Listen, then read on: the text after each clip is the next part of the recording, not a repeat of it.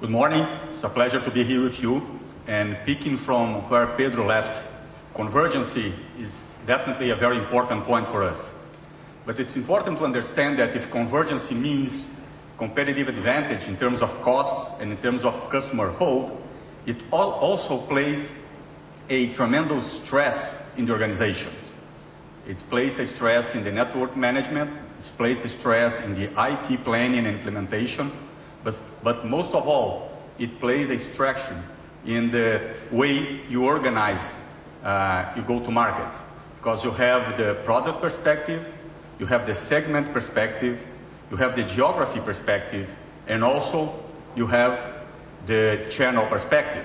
That may seem simple, but when you get in the day-to-day, you see that that's not a minor issue. Also, to be able to provide convergency offering, a brand that embraces the offering is fundamental.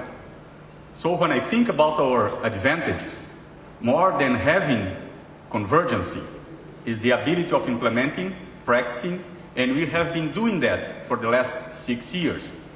And we have been doing that in the speed up mode and also in the slow down mode. So when we look at the competition and we look to the market field and you see that everybody's coming to play in the convergence arena, we should not minimize the importance of playing in this arena. I'll start now going through a very fast and objective presentation regarding what we have been doing and how do we play in this market. And we'll start with a snapshot in the telecom market. When we look to the market since the privatization, we see that we have three very distinctive situations or moments. First, in the privatization in 1998, it was a government monopoly with lack of investment capabilities, low quality of service, and huge demand for fixed lines and mobile at that time. Then in the second moment, in 2003, we have a situation with multiple players, a lot of players in the market, expansion in the fixed line. It was of a universalization moment in the fixed line. We launched the GSM, and then we entered in the broadband, mobile, and long distance service right after we met the goals, the universalization goals. By now, what's the situation? We have a very stiff competition, maturity in the fixed market, mobile and broadband growing, as we are going to see in the next charts, convergency at the early stage in the market as a whole, and then we have 3G mobile data as a new growth platform. And from our perspective, we have done a lot of movements and investment to growth. We bought Amazonia Cellular in the north of the country, we entered in São Paulo market, and also we bought Brazilian Telecom, Brazil Telecom, as it's already said here. And Oi's entry in the TV market. When we look to what's the situation in the fixed line, we see, it's no surprise that it is a stable market. So since 2007, we have the same, closely the same amount of lines and the same penetration. And by the other hand, there is still a good opportunity in broadband. We see growth in broadband service offering and penetration. And that's an area of opportunity in Brazil right now. When we look to the mobile, we see mobile much more as a mature market. Even though it's growing the users, mainly because of the multiple chipsets, SIM cards in the handsets, but in terms of revenue, it's really getting to a stable situation, the mobile service. And when we look to the opportunities of growth in the future, we see that data, either it's mobile or fixed data, is the main source of growth in terms of revenue for the coming years. And when we think about data, either if it's mobile or fixed, that has everything to do with transmission. Transmission has to do with backbone. And again, There we see a competitive advantage of Oi due to the fact that we have the biggest and the more powerful backbone in the country.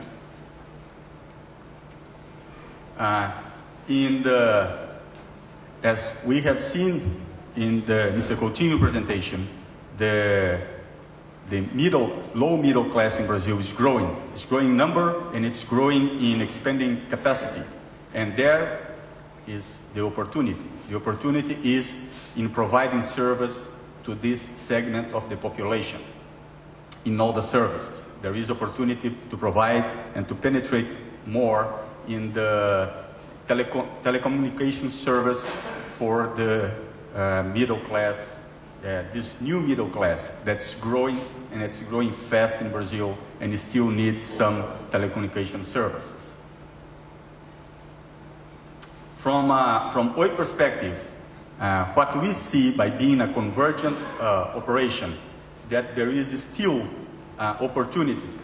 If we look here, we see how the market is in terms of users that consume, that have all the services. 27% of the users and homes have fixed mobile and broadband. When we look, and it can be provided by any supplier, when we look to our combined offer, Oi Conta Total, it's single account, we see that we are addressing 6% in terms of the market size. So we have a huge opportunity yet to grow in gathering, in getting service from other providers under the Oi Conta Total, under the convergence umbrella.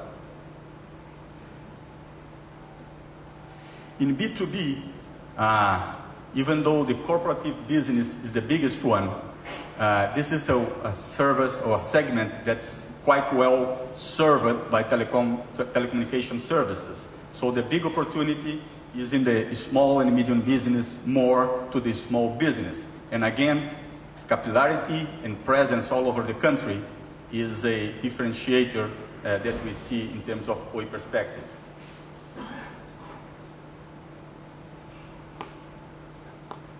This information Pedro has already shown how we have been growing in terms of revenue, unity generating revenues in our company. So we have close to 23 million users or unities generating revenue in Oi.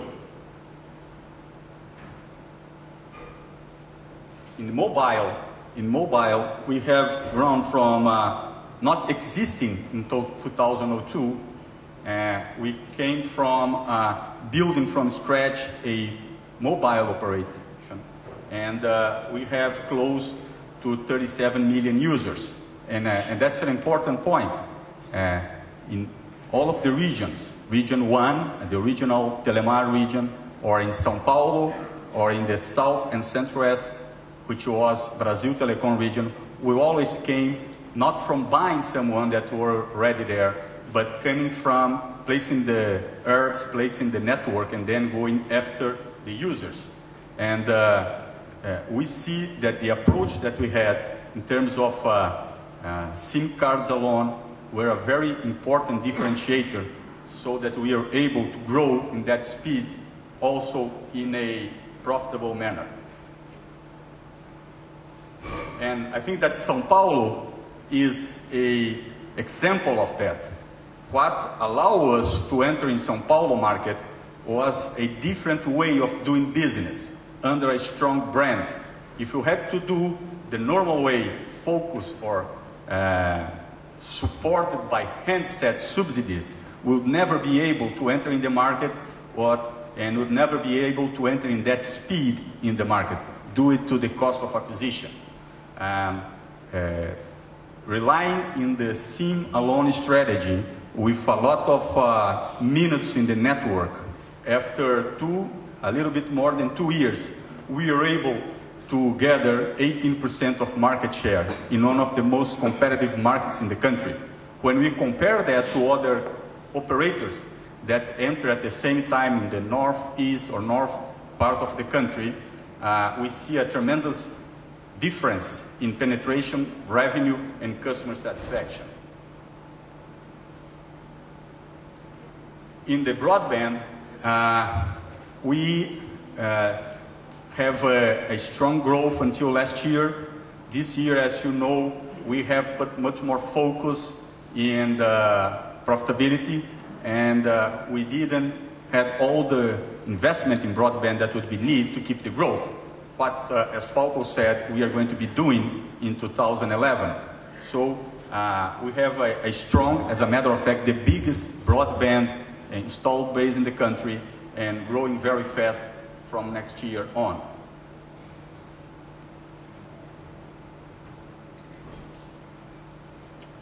Going now to the segmentation, as I said, when we look to the portfolio of service that we provide, it's fundamental to have a